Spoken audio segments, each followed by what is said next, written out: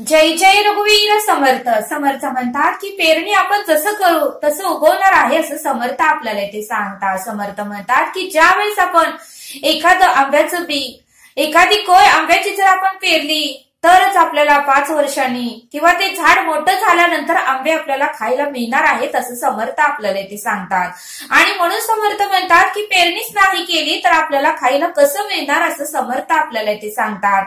ज्यावेळेस समर्थ म्हणतात की शेतकरी हा ज्वारीचं पीक घेत असताना तो उत्तमाची ज्वारीची पेरणी करतो, त्याला खत पाणी घालतो, नेहमी पाणी घालतो, ज्वारीची राखण करतो, नांगरणी करतो. मगच थोडे दिवस गेल्यानंतर त्याला त्या शेतातून 20 ते 25 पोती ज्वारीचं उत्पन्न मिळतं असं समर्थ आपल्याला ते सांगतात. पण ज्यावेळेस त्याने कष्ट केले, ज्वारीची पेरणी केली, ज्वारीची निगा राखली आणि त्या शेताची नांगरणी केली, शेताला वेळोवेळी पाणी दिलं, त्यामुळेच तर त्याला ज्वारीचं पीक हे उत्तमाचं मिळालं असं समर्थ आपल्याला ते सांगतात. आणि म्हणून समर्थ म्हणतात की आपण जर पेरणीच नाही केली तर आपल्याला फळ कसं मिळणार, आपल्याला उत्पन्न कसं मिळणार याचा आपण जरा तरी विचार केला पाहिजे असं समर्थ आपल्याला ते सांगतात. आपण जर उत्तमाचं कर्मच नाही केलं, सत्कर्म नाही केलं, नामस्मरण नाही केलं, इतरांना जर सुख नाही दिलं, इतरांचा जर आशीर्वाद नाही घेतला तर आपल्याला सुख कसं मिळणार असं समर्थ आपल्याला ते सांगतात. आपण उत्तमाची पेरणीच नाही केली तर उत्तमाचं उगवणार कसं असं समर्थ आपल्याला ते सांगतात. आणि म्हणून समर्थ म्हणतात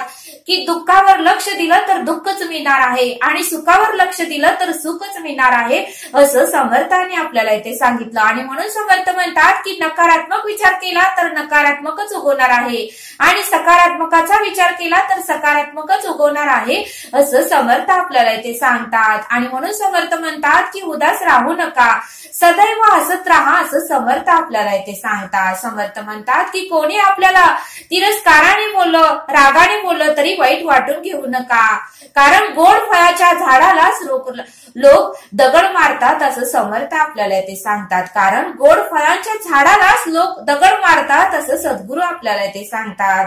समर्थ म्हणतात की समस्या आपल्या जीवनात तर काय येतात, संकट आपल्या जीवनात तर काय येतात की आपण दुसरा मार्ग निवडावा, आपण दुसऱ्या रस्त्याने जावं, आपण दुसऱ्या एखाद्या मार्गाने दुसऱ्या रस्त्याने जावं, म्हणून आपल्या रस्त्यामध्ये समस्या येतात, म्हणून आपल्या रस्त्यामध्ये संकट येतात आणि म्हणूनच आपल्या रस्त्यामध्ये काटे येतात असं समर्थ आपल्याला ते सांगतात. आणि म्हणून समर्थ म्हणतात की झाडू एकत्र असतो त्यामुळेच कचरा निघतो. म्हणून समर्थ म्हणतात की झाडू एकत्र असतो त्यामुळे कचरा निघतो, झाडू जर विखुरला गेला तर कचरा निघत नाही. तर समर्थ म्हणतात की आपण जर एकीने राहिलो तर आपल्याला फळ मिळतं, एकीचे फळ आणि मिळतंय फळ, नात्यामध्ये सुद्धा एकी पाहिजे असं समर्थ आपल्याला ते सांगतात. समर्थ म्हणतात की चांगला विचार करत राहा, वाईट विचार येणारच नाही, सतत चांगला विचार करत राहा, वाईट विचार आपल्याकडे येणारच नाही असं समर्थ आपल्याला ते सांगतात. समर्थ म्हणतात की वेळ कोणासाठीही थांबत नाही, वेळ काळ हा कोणासाठीही थांबत नाही. आज दिवस चांगला नाही म्हणून तुम्ही उदास होऊ नका, उद्याचा दिवस चांगला येईल या आशेने तरी जगत राहा असं समर्थ आपल्याला ते सांगतात. पण आशा मात्र कधीही सोडू नका, प्रयत्न मात्र कधीही सोडू नका, नेहमी सकारात्मक विचार करा, नेहमी चांगला विचार करा, उत्तमच होईल, उत्तमच होणार आणि मी यशस्वी होणार असा नेहमी विचार करा, तसंच होणार असं समर्थ आपल्याला ते सांगतात. समर्थ म्हणतात की गोड बोलून आपण एखाद्याचे दुःख कमी करू शकतो, एखादा गोड पदार्थ देऊन आपण एखाद्याचे दुःख कमी करू शकत नाही, पण गोड बोलून, उत्तमाचं बोलून, समजून सांगून आपण एखाद्याचं दुःख मात्र नक्कीच कमी करू शकतो असं समर्थ आपल्याला ते सांगतात. समर्थ म्हणतात की वेळ आणि काळ यामध्ये भरपूर ताकद असते, वेळ आणि काळ यामध्ये भरपूर ताकद असते, कोणाचं आयुष्य कधी बदलून जाईल हे आपण सांगू शकत नाही असं समर्थांनी आपल्याला ते सांगितलं. समर्थ म्हणतात की रात्र नसेल तर सूर्याची किंमत आपल्याला कळाली नसती, रात्रच नसली तर सूर्याची किंमत आपल्याला कळालीच नसती आणि दुःख नसलेस तर सुखाची किंमत आपल्याला कळालीच नसती, दुःखच नसले असते तर सुखाची किंमत आपल्याला कळालीच नसती. आणि म्हणून समर्थ म्हणतात की भूकच लागली नसती तर भाजी भाकरीची किंमत आपल्याला कळाली नसती, भूक लागलीच नसती तर भाजी भाकरीची किंमत आपल्याला कळाली नसती असं समर्थ आपल्याला इथे सांगतात। आणि म्हणून समर्थ म्हणतात की दुःख आहे म्हणून सुखाची किंमत आहे, रात्र आहे म्हणून सूर्याची किंमत आहे, आणि भूक आहे म्हणून भाजी भाकरीला सुद्धा किंमत आहे असं समर्थ आपल्याला इथे सांगतात। समर्थ म्हणतात की आपल्या आतमध्ये अंतरीचा आत्मा आपल्या आतमधली ऊर्जा जागे करतो, आपल्या आतमधला अंतरीचाच आत्मा आपल्या आतमधली ऊर्जा जागे करतो। आणि म्हणून समर्थ म्हणतात की आपल्याकडे उत्तमाची गुण आहेत, ती उत्तमाची गुण आपल्याला ओळखता आली पाहिजे, आपल्या आतमधली ऊर्जा आपल्याला ओळखता आली पाहिजे,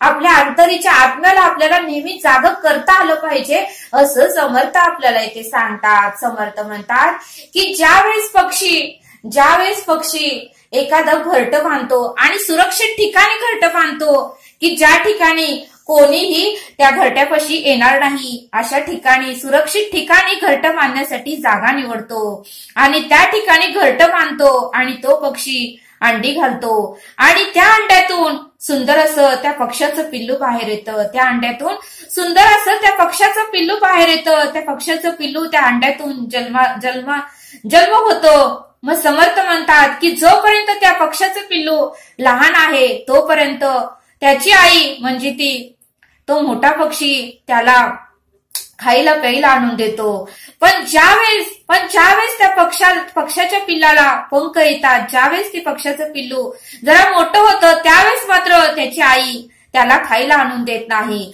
त्याला उडायला शिकवते आणि तुझं अन्न आता शोध घे, तुझ्या अन्नाचा शोध आता तूच घे आणि तूच पोट भर असं त्याची आई त्याला शिकवते। मग ते पक्ष्याचं पिल्लू ज्यावेळेस त्याला पंख येतात त्यावेळेस मात्र तोही उडायची कला शिकतो आणि प्रत्येक झाडावर जाऊन फळं शोधतो आणि ते खातो आणि आपलं पोट भरतो। मग समर्थ म्हणतात की जसं तो पक्षी आपल्या पिल्लांना आपल्या बाळाला उडण्याची कला शिकवतो, मग ते पक्षी त्या पिल्लाकडे जास्त लक्ष देत नाही आणि त्या पिल्लाकडे जास्त लक्ष देत नाही, कारण त्याला आता त्या पक्षाने उडायला शिकवलेलं असतं, अन्नाचा शोध घ्यायला शिकवलेलं असतं।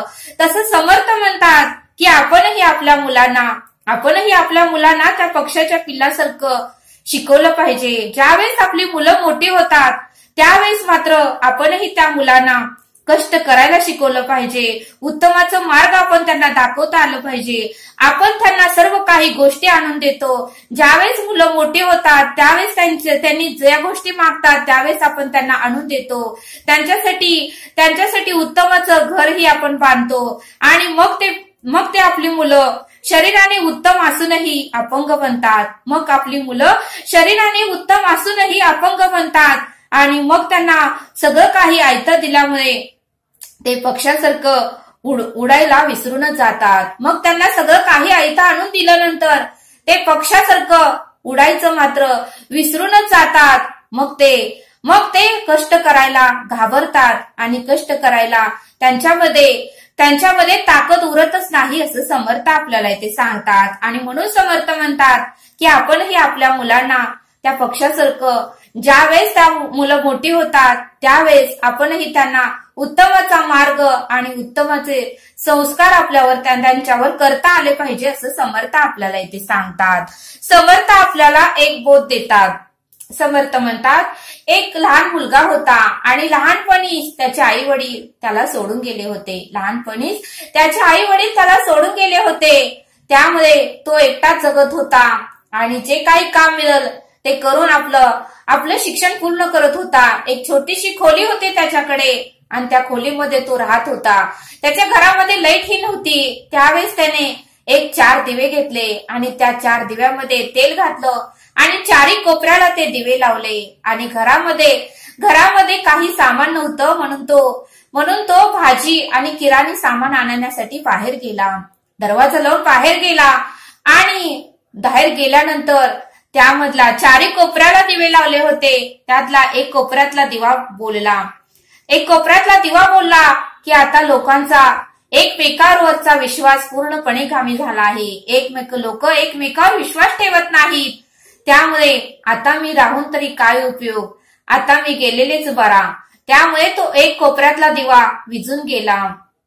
त्यावेळेस दुसरा दिवा बोलला आणि दुसरा दिवा बोलला की आता लोकांमध्ये शांती राहिलेली नाही, थोडी सुद्धा लोकांमध्ये शांती राहिलेली नाही. जे तो भडकलेलाच दिसतो, रागाने बोललेलाच दिसतो, क्रोधाने, तिरस्काराने, मत्सराने भरलेलाच दिसतो, कोणामध्येही शांती नाही. आणि त्यामुळे आता मी राहून तरी काय करू, म्हणून दुसऱ्या कोपऱ्यातला दिवाही विझला. त्यावेळेस तिसऱ्या कोपऱ्यातला दिवा चालू होता आणि तो बोलला की आता लोकांमध्ये प्रेम, माया, करुणा, ममता हे काहीही राहिलं नाही. एकमेकाबद्दल फक्त नफरत आहे, फक्त द्वेष आहे, फक्त तिरस्कार आहे. या नजरेनेच एकमेकांना बघतात, एकमेकांना प्रेमाच्या भावनेने बघतच नाही. त्यामुळे आता मी तरी राहून काय करू, म्हणून तिसरा दिवाही विझला. त्यावेळेस मात्र चौथा दिवा एकच चालू होता आणि तो काहीही बोलला नाही, फक्त तो इथं त्या खोलीमध्ये प्रकाश देत राहिला. मग तो मुलगा थोड्या वेळाने भाजी आणि किराणा सामान घेऊन घरात आला आणि घरात पाहतो तर काय, तिन्ही कोपऱ्याला अंधार होता, मात्र एक दिवा मात्र चालू होता. त्यावेळेस त्याला वाईट वाटलं की तिन्ही कोपऱ्यातले दिवे कसे विझले आणि त्यावेळेस घरात काडीपेटीही नव्हती. मग आता हे तिन्ही दिवे कसे लावायचे हा तो विचार करू लागला. त्यावेळेस चौथ्या कोपऱ्यातला दिवा बोलू लागला की तू काही काळजी करू नको, माझ्या मदतीने तू तिन्ही कोपऱ्यातले दिवे लाव, मी आशाचा प्रतीक आहे. त्यावेळेस चौथा दिवा बोलला की तू काही काळजी करू नको, मी आशाचे तुझ्यासाठी प्रतीक आहे, मी तुझ्यासाठी एक आशा आहे. हा चौथ्या कोपऱ्यातला दिवा त्या मुलाला बोलला की माझ्या मदतीने तू तिन्ही दिवे लाव. आणि मग त्या मुलाने त्या चौथ्या कोपऱ्यातील दिवा घेतला आणि तिन्ही कोपऱ्यातील दिवे लावले आणि मग खोलीमध्ये पुन्हा प्रकाश उत्पन्न झाला, पुन्हा प्रकाश पडला. मग समर्थ काय म्हणतात की कोणतंही संकट येऊ दे, कोणतंही तुफान येऊ दे, कोणतीही परिस्थिती येऊ दे, तरीही तुम्ही आशा कधीही सोडू नका आणि प्रयत्न कधीही सोडू नका. सदैव आशावादीच राहा. एक ना एक दिवस आपलं स्वप्न नक्की पूर्ण होतंय असं समर्थांनी आपल्याला इथे सांगितलं. आणि म्हणूनच या बोधाचा अर्थ असा आहे की प्रेम, पैसा, ताकद आणि शक्ती हेच आशेचं प्रतीक आहे. प्रेम, पैसा, ताकद आणि शक्ती हे आशेचं प्रतीक आहे आणि आशेमुळेच आपण पुढे जाऊ शकतो. त्यामुळे आशा कधीही सोडूच नका असं समर्थांनी आपल्याला इथे सांगितलं. समर्थ आपल्याला एक श्लोक सांगतात. खरे शोधिता शोधत आहे, मना बोधिता बोधत आहे, परी सर्व ही सज्जनाचे नियोगे, बरा निश्चय पावी जैसा अनुरागे. या श्लोकाचा अर्थ समर्थ सांगतात की वास्तविकता, सत्य स्वरूप परब्रह्म काय आहे याच्या आस्थेने शोध घेता त्याचा शोध लागतो आणि मनाला योग्य प्रकारे बोध करता बोध होतो. पण सर्व संत सज्जनाच्या संगतीने ते साधता येते. संत सद्गुरूंची भक्ती करावी आणि त्यांना अन्याय शरण जावे आणि त्यांच्या चरणावर आणि वचनावर पूर्णपणे श्रद्धा ठेवावी. मग सर्व संशय नाहीसे होतात आणि परब्रह्माचा निश्चय हा पक्का होतो. असं या श्लोकाचा अर्थ समर्थांनी आपल्याला इथे सांगितला. तरी आता आपण येथेच थांबूया. भेटूया पुढील भागात. धन्यवाद. जय सद्गुरू.